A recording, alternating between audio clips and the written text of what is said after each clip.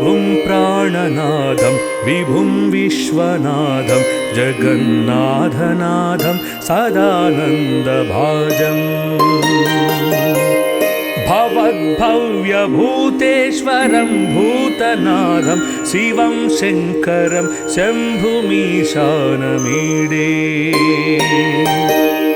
गलेरुण्डमालं तनौ सर्पजालं महाकालकालं गणेशाधिपालम् जटाजूटगङ्गोत्तरर्ग्वैर्विशालं शिवं शङ्करं शम्भुमीशानमीडे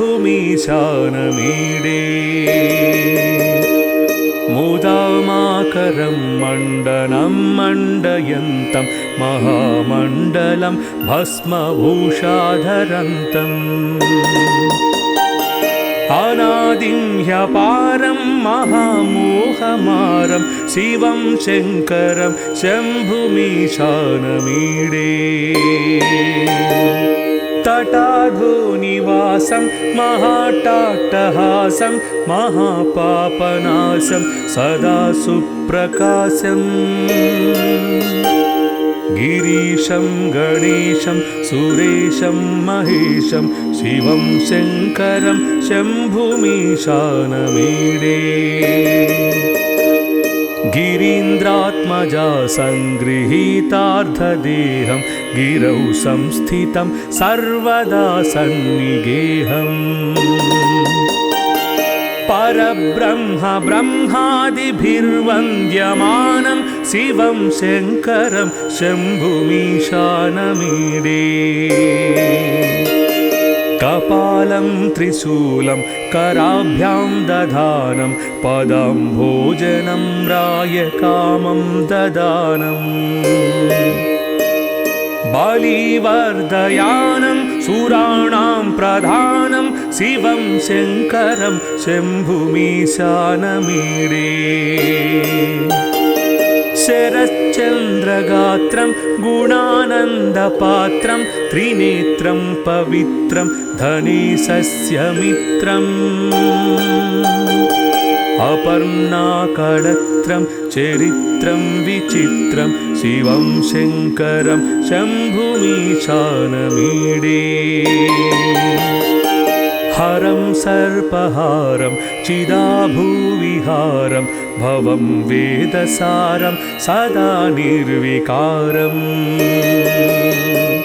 श्मशाने वसन्तं मनोजं दहन्तं शिवं शङ्करं शम्भुमीशानमीडे स्तवं यः प्रभाते नरः शूलपाणे पठेत् सर्वदा भर्गभावानुरक्तः न पुत्रं धनं धान्यमित्रं कळत्रं विचित्रैः समाराध्य मोक्षं प्रयाति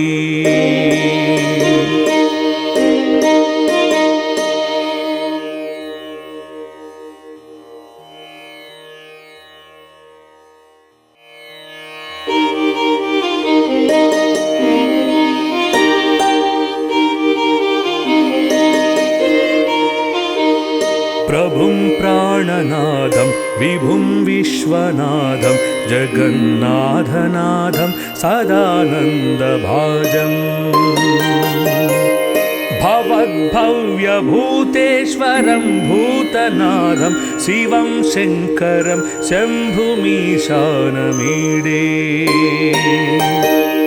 गलेरुण्डमालं तनौ सर्पजालं महाकालकालं गणेशाधिपालम् जटाजूटगङ्गोत्तरर्ग्वैर्विशालं शिवं शङ्करं शम्भुमीशानमीडे मुदामाकरं मण्डनं मण्डयन्तं महामण्डलं भस्मभूषाधरन्तम् अनादिं ह्यपारं महामोहमारं शिवं शङ्करं शम्भुमीशानमीडे तटाधोनिवासं महाट्टाट्टहासं महापापनाशं सदा सुप्रकाशम् गिरीशं गणेशं सुरेशं महेशं शिवं शङ्करं शम्भुमीशानमीडे गिरीन्द्रात्मजा सङ्गृहीतार्धदेहं गिरौ संस्थितं सर्वदा सन्निगेहम् परब्रह्म ब्रह्मादिभिर्वन्द्यमानं शिवं शङ्करं शम्भुमीशानमीडे कपालं त्रिशूलं कराभ्यां दधानं पदं भोजनं रायकामं ददानम् बलिवर्धयानं सुराणां प्रधानं शिवं शङ्करं शम्भुमीशानमीडे शरच्चन्द्रगात्रं गुणानन्दपात्रं त्रिनेत्रं पवित्रं धनेशस्य मित्रम् अपर्णाकळत्रं चरित्रं विचित्रं शिवं शङ्करं शम्भुमीशानमीडे हरं सर्पहारं चिदाभूविहारं भवं वेदसारं सदा निर्विकारम् श्मशाने वसन्तं मनोजं दहन्तं शिवं शङ्करं शम्भुमीशानमीडे स्तवं यः प्रभाते नरः शूलपाणे पठेत् सर्वदा भर्गभावानुरक्तः न पुत्रं धनं धान्यमित्रं कळत्रं विचित्रैः समाराज्य मोक्षं प्रयाति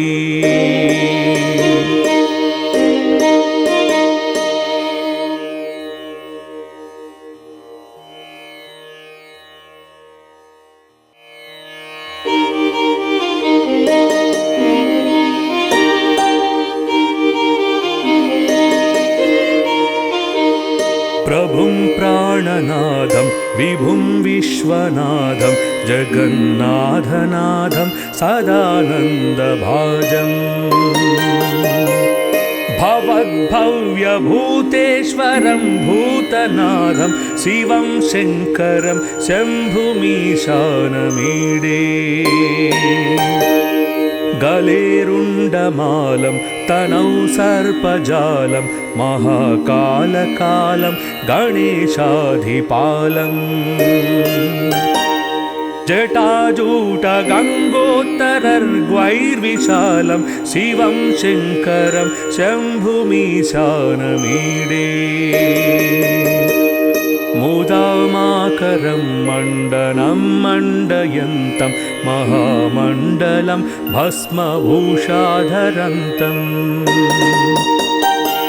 अनादिं ह्यपारं महामोहमारं शिवं शङ्करं शम्भुमीशानमीडे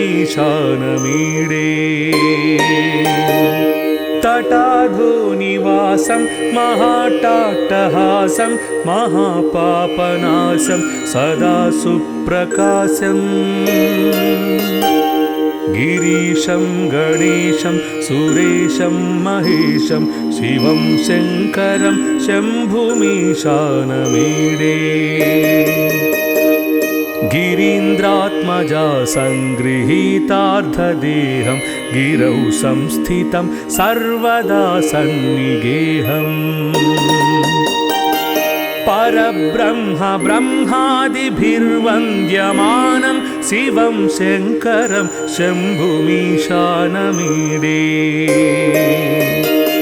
कपालं त्रिशूलं कराभ्यां दधानं पदं भोजनं रायकामं ददानम् बलिवर्धयानं सुराणां प्रधानं शिवं शङ्करं शम्भुमीशानमीडे शरच्चन्द्रगात्रं शरच्चन्द्रगात्रं गुणानन्दपात्रं त्रिनेत्रं पवित्रं धनेशस्यमित्रम् अपर्णाकळत्रं चरित्रं विचित्रं शिवं शङ्करं शम्भुमीशानमीडे हरं सर्पहारं चिदाभूविहारं भवं वेदसारं सदा निर्विकारम्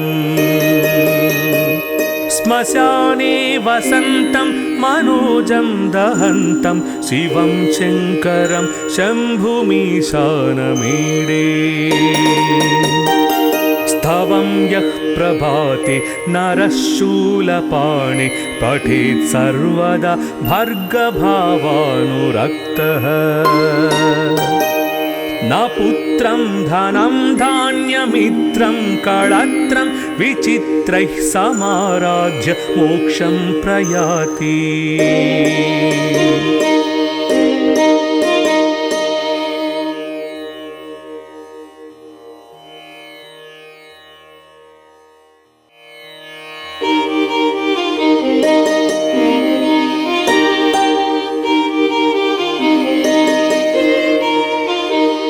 प्रभुं प्राणनादं विभुं विश्वनाथं जगन्नाथनाथं सदानन्दभाजम्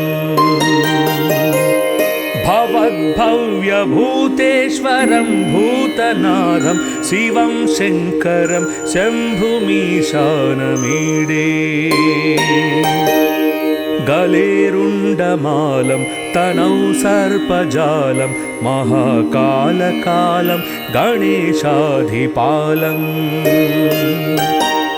जटाजूटगङ्गोत्तरर्ग्वैर्विशालं शिवं शङ्करं शम्भुमीशानमीडे मुदामाकरं मण्डनं मण्डयन्तं महामण्डलं भस्मभूषाधरन्तम् अनादिं ह्यपारं महामोहमारं शिवं शङ्करं शम्भुमीशानमीडे तटाधोनिवासं महाट्टहासं महापापनाशं सदा सुप्रकाशम् गिरीशं गणेशं सुरेशं महेशं शिवं शङ्करं शम्भुमीशानमीडे गिरीन्द्रात्मजा सङ्गृहीतार्धदेहं गिरौ संस्थितं सर्वदा सन्निगेहम् परब्रह्म ब्रह्मादिभिर्वन्द्यमानं शिवं शङ्करं शम्भुमीशानमीडे कपालं त्रिशूलं कराभ्यां दधानं पदं भोजनं रायकामं ददानम् बलिवर्धयानं सुराणां प्रधानं शिवं शङ्करं शम्भुमीशानमीडे शरच्चन्द्रगात्रं गुणानन्दपात्रं त्रिनेत्रं पवित्रं धनेशस्यमित्रम् अपर्णाकळत्रं चरित्रं विचित्रं शिवं शङ्करं शम्भुमीशानमीडे हरं सर्पहारं चिदाभूविहारं भवं वेदसारं सदा निर्विकारम् श्मशाने वसन्तं मनोजं दहन्तं शिवं शङ्करं शम्भुमीशानमीडे स्तवं यः प्रभाते नरः शूलपाणे पठेत् सर्वदा भर्गभावानुरक्तः न पुत्रं धनं धान्यमित्रं कळत्रं विचित्रैः समाराज्य मोक्षं प्रयाति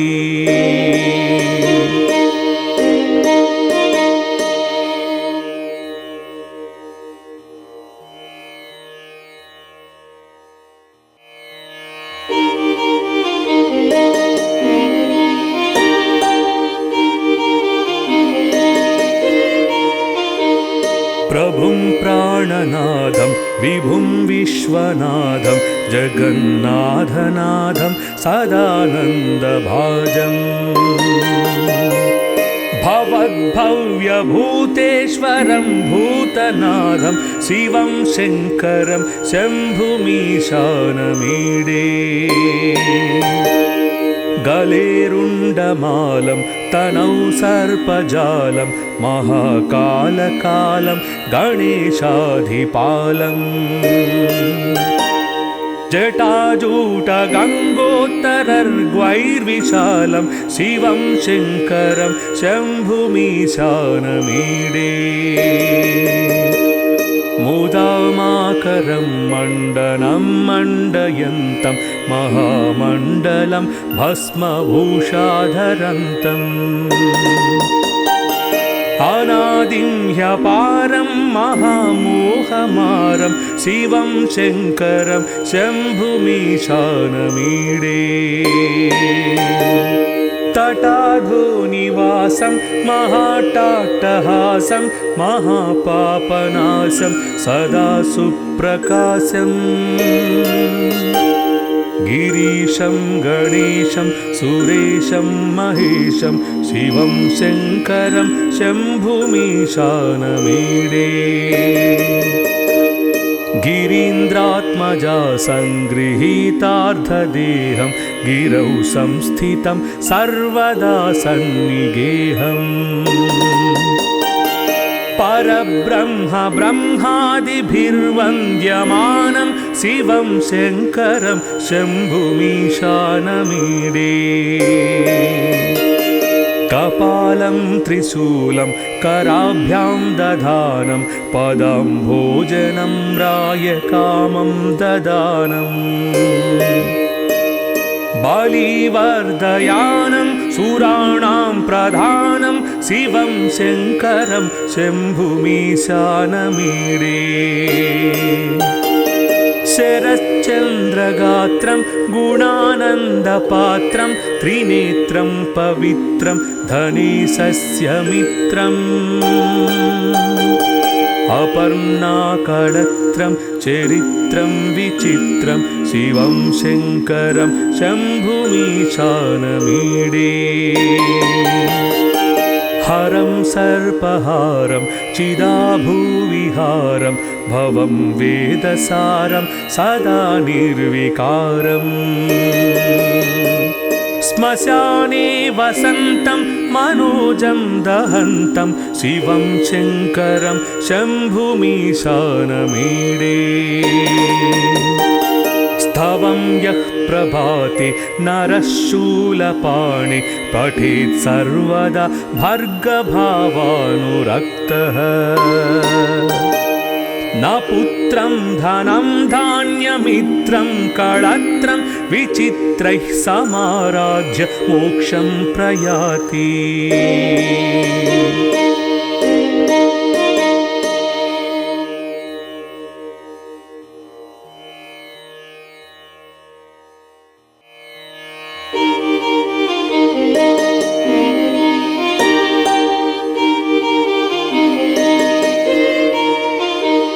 प्रभुं प्राणनादं विभुं विश्वनाथं जगन्नाथनाथं सदानन्दभाजम् भवद्भव्यभूतेश्वरं भूतनाथं शिवं शङ्करं शम्भुमीशानमीडे गलेरुण्डमालं तनौ सर्पजालं महाकालकालं गणेशाधिपालम् जटाजूटगङ्गोत्तरर्ग्वैर्विशालं शिवं शङ्करं शम्भुमीशानमीडे मुदामाकरं मण्डनं मण्डयन्तं महामण्डलं भस्मभूषाधरन्तम् अनादिं ह्यपारं महामोहमारं शिवं शङ्करं शम्भुमीशानमीडे तटाधोनिवासं महाट्टाट्टहासं महापापनाशं सदा सुप्रकाशम् गिरीशं गणेशं सुरेशं महेशं शिवं शङ्करं शम्भुमीशानमीडे गिरीन्द्रात्मजा सङ्गृहीतार्धदेहं गिरौ संस्थितं सर्वदा सन्निगेहम् परब्रह्म ब्रह्मादिभिर्वन्द्यमानं शिवं शङ्करं शम्भुमीशानमीडे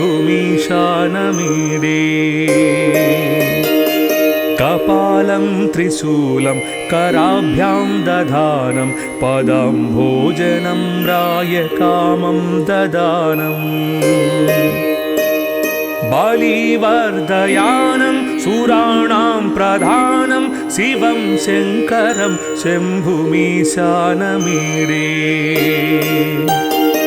शरच्चन्द्रगात्रं गुणानन्दपात्रं त्रिनेत्रं पवित्रं धनेशस्य मित्रम् अपर्णाकळत्रं चरित्रं विचित्रं शिवं शङ्करं शम्भुमीशानमीडे हरं सर्पहारं चिदाभूविहारं भवं वेदसारं सदा निर्विकारम् श्मशाने वसन्तं मनोजं दहन्तं शिवं शङ्करं शम्भुमीशानमीडे स्तवं यः प्रभाते नरः शूलपाणे पठेत् सर्वदा भर्गभावानुरक्तः न पुत्रं धनं धान्यमित्रं कळत्रं विचित्रैः समाराध्य मोक्षं प्रयाति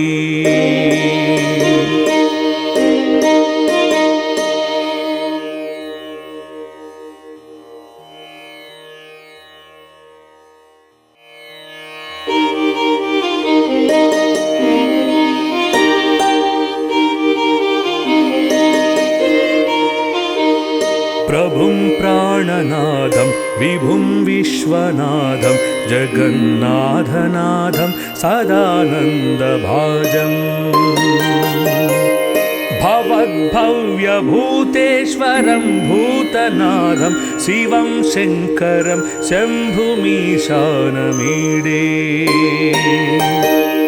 गलेरुण्डमालं तनौ सर्पजालं महाकालकालं गणेशाधिपालम् जटाजूटगङ्गोत्तरर्ग्वैर्विशालं शिवं शङ्करं शम्भुमीशानमीडे मुदामाकरं मण्डनं मण्डयन्तं महामण्डलं भस्मभूषाधरन्तम् अनादिं ह्यपारं महामोहमारं शिवं शङ्करं शम्भुमीशानमीडे तटाधोनिवासं महाट्टाट्टहासं महापापनाशं सदा सुप्रकाशम् गिरीशं गणेशं सुरेशं महेशं शिवं शङ्करं शम्भुमीशानमीडे गिरीन्द्रात्मजा सङ्गृहीतार्धदेहं गिरौ संस्थितं सर्वदा सन्निगेहम् परब्रह्म ब्रह्मादिभिर्वन्द्यमानं शिवं शङ्करं शम्भुमीशानमीडे कपालं त्रिशूलं कराभ्यां दधानं पदं भोजनं रायकामं ददानम् बलिवर्धयानं सुराणां प्रधानं शिवं शङ्करं शम्भुमीशानमीडे शरच्चन्द्रगात्रं गुणानन्दपात्रं त्रिनेत्रं पवित्रं धनेशस्य अपर्णाकळत्रं चरित्रं विचित्रं शिवं शङ्करं शम्भुमीशानमीडे हरं सर्पहारं चिदाभूविहारं भवं वेदसारं सदा निर्विकारम् श्मशाने वसन्तं मनोजं दहन्तं शिवं शङ्करं शम्भुमीशानमीडे स्तवं यः प्रभाते नरः शूलपाणे पठेत् सर्वदा भर्गभावानुरक्तः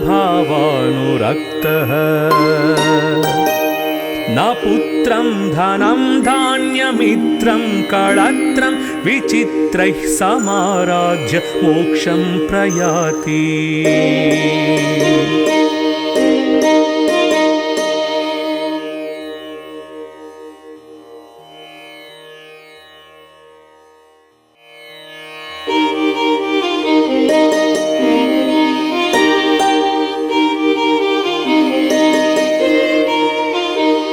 प्रभुं प्राणनादं विभुं विश्वनाथं जगन्नाथनाथं सदानन्दभाजम् भवद्भव्यभूतेश्वरं भूतनाथं शिवं शङ्करं शम्भुमीशानमीडे गलेरुण्डमालं तनौ सर्पजालं महाकालकालं गणेशाधिपालम् जटाजूटगङ्गोत्तरर्ग्वैर्विशालं शिवं शङ्करं शम्भुमीशानमीडे मुदामाकरं मण्डनं मण्डयन्तं महामण्डलं भस्मभूषाधरन्तम् अनादिं ह्यपारं महामोहमारं शिवं शङ्करं शम्भुमीशानमीडे तटाधोनिवासं महाट्टहासं महापापनाशं सदा सुप्रकाशम्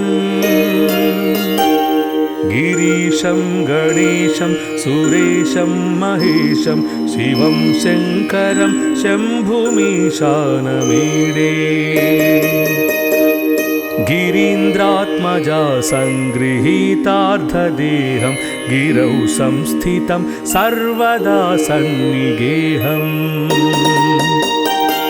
परब्रह्म ब्रह्मादिभिर्वन्द्यमानं शिवं शङ्करं शम्भुमीशानमीडे कपालं त्रिशूलं कराभ्यां दधानं पदं भोजनं रायकामं ददानम् बलिवर्धयानं सुराणां प्रधानं शिवं शङ्करं शम्भुमीशानमीडे शरच्चन्द्रगात्रं गुणानन्दपात्रं त्रिनेत्रं पवित्रं धनेशस्य मित्रम् अपर्णाकळत्रं चरित्रं विचित्रं शिवं शङ्करं शम्भुमीशानमीडे हरं सर्पहारं चिदाभूविहारं भवं वेदसारं सदा निर्विकारम् श्मशाने वसन्तं मनोजं दहन्तं शिवं शङ्करं शम्भुमीशानमीडे स्तवं यः प्रभाते नरः शूलपाणे पठेत् सर्वदा भर्गभावानुरक्तः न पुत्रं धनं धान्यमित्रं कळत्रं विचित्रैः समाराज्य मोक्षं प्रयाति।